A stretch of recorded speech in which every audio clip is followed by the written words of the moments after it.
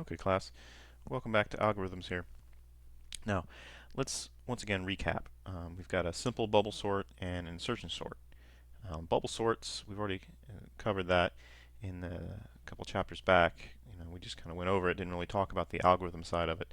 But a bubble sort is really the simplest of sorts. It just looks at two pairs of values. If one value is greater, it swaps the position and keeps on moving through. And we'll just click its way through, and then as it kind of reaches the end of the list, it starts over again and moves back and forth.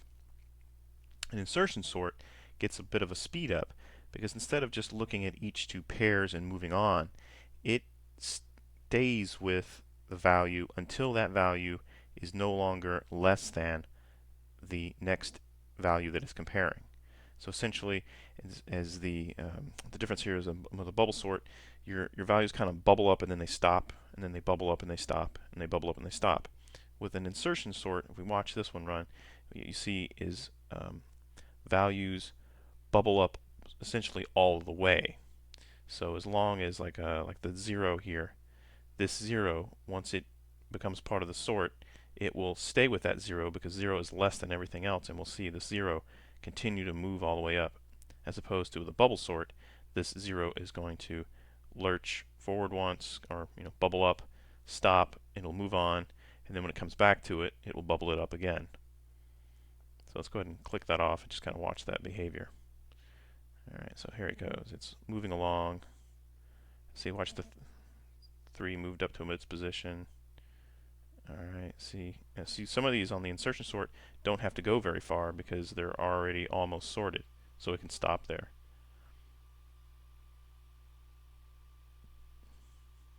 And here comes the 1. Notice how the 1 just keeps on moving along in the insertion sort. And that's really the key with this algorithm. And our bubble sort is still plodding along, evaluating everything, and now it's done. Okay, so that's how we talk about it in the academic sense. But how do we actually apply this and create a Python program that can do insertion sorts? Well, that's what we're going to do now. Let's write one up just to get a feel for what it means to take an algorithm off the blackboard and put it down as code. Okay, for this example that we're going to build here, we're going to go with sorting a list, right? Lists are great candidates because mainly, they're a series of data, but they're also mutable, so we can change those lists. And that's an important thing because our memory load isn't actually going to get bigger when we can do an insertion sort because we can work within the list itself. There's other kinds of algorithms out there like a merge sort where you use additional lists or different arrays of information that would allow you to kind of do things on the side and then bring it all back together.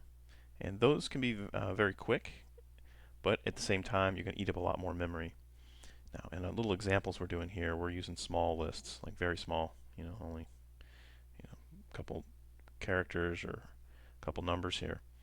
But you have to remember that anything we do here that's not very well optimized for larger scale operations, like a big data set, if you try to do some of these algorithms on them, they're going to eat up so much more memory if you have to go and claim more, create more lists. Each time you create a list, right, you're using more memory. The more things you pack away on the side, now that's additional memory load. So if you were, say, we were creating something that was going to be on an embedded device or somewhere where your resources are very constricted, you're going to probably want to make sure that you use a sorting algorithm that can work within the array of information. In this case, our array is going to be a Python list. All right, let's get going here. So one of the things I'm going to be doing in this is we're going to need the random function. So I'm just going to go ahead and import the random module. All right, for some numbers here, there's a couple ways I could get numbers. I'll probably use random here in a minute, but for now, I got cooked up here, just a list of numbers. We'll just kind of leave those up there for a minute. And now let's go ahead and create a function, and I'm going to call this function the insertion sort. And we're going to say it takes some values, which will be our list.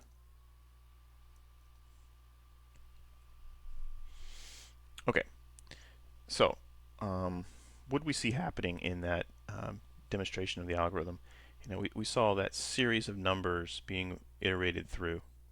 And for iteration, well, in Python, we've got our for loop. So I could run a for loop here, and let's say for number in.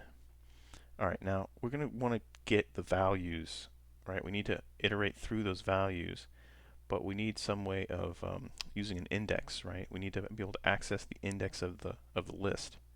So the way I can do that is I could use xrange here. And we'll say xrange starts at 1, and let's go to the length of values.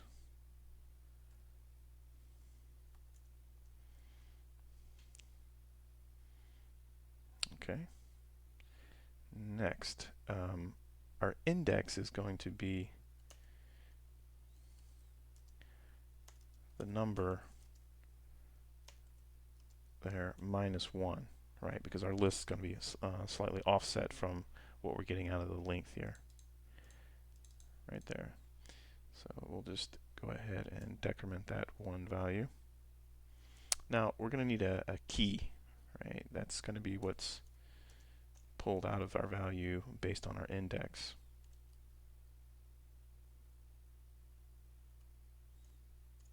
So we need to access that with our number. Oh, make sure we get that right. There we go, values. Okay. Okay, next. Within this for loop, which is moving through our range of numbers here that we've created based on the length of the list, we now need a while loop that will do that comparison operation, right? We need to make sure, in order to get that 0 or whatever number we need to float and keep floating to the left, because it's a less, numbers that are less than, we need those to float to the left visually, and then we need the values that are greater to kind of collect on the right. So we can use our while loop here. And we'll say values, and now we'll use that index, right?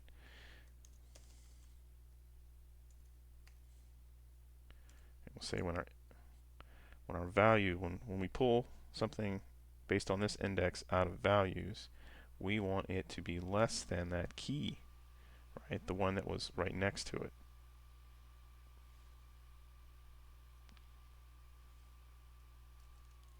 And then we'll say index, make sure that index is always greater than 0. Okay, so now we're kicking off our loop. And now we'll add values. Now this is where we need to grab the value to the right of the index. So we'll do values index plus 1.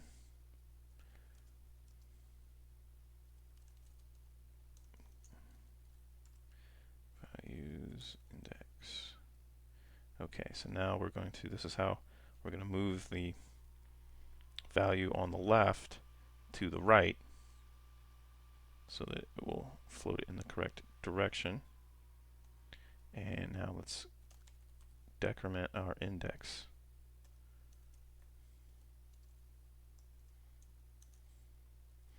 Okay, outside of our while loop,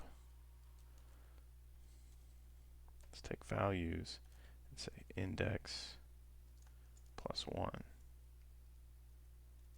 equals key. Okay, so that just moves that value that was on the that we needed to float to the right. It floats it to the right that one time it needs to, but the real part of the the insertion loop here. Here's our while loop, and that's what's going to keep keep those values moving to the left, as opposed to how we did it in a, if we were doing the bubble sort, we would just kind of swap them and keep on moving and then come back and evaluate again and again and again until everything evaluated. But here with our insertion loop, we'll just keep inserting this thing along using our while loop until index is either less than or equal to 0, or it is somehow less than the key.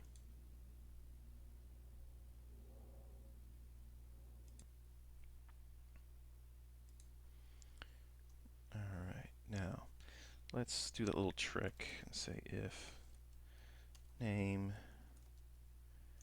equals main. We want to execute this. This way, if we ever wanted to use this as a module, we can, but we can still play with it as long as it's the primary program being called. Alright, so now let's go ahead and, oh yeah, this is important to note here. I want you guys to see this.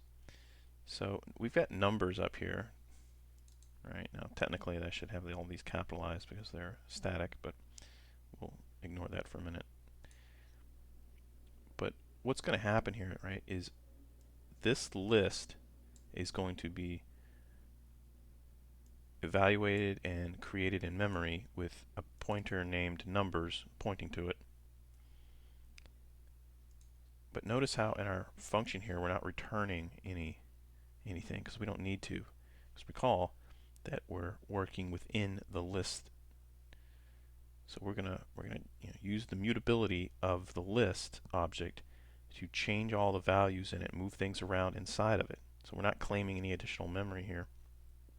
And once we're done, anything that we use our insertion sort on, that list will now be sorted in memory. So if another part of our program wanted to come along and use it, it would get sorted data all the time. So if we accessed it from somewhere else in the program before we run this, we get this unsorted list. Once we run it,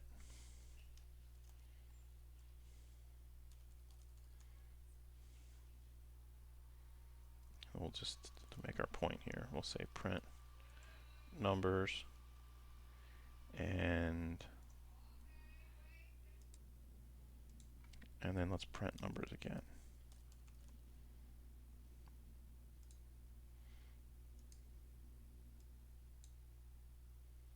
And there we go. So you can see when it initially prints that object, we get it in its unsorted state. Then after we've run the insertion sort function on it, this function sorts it in memory. And now anytime we access the numbers list, we get the sorted version of it.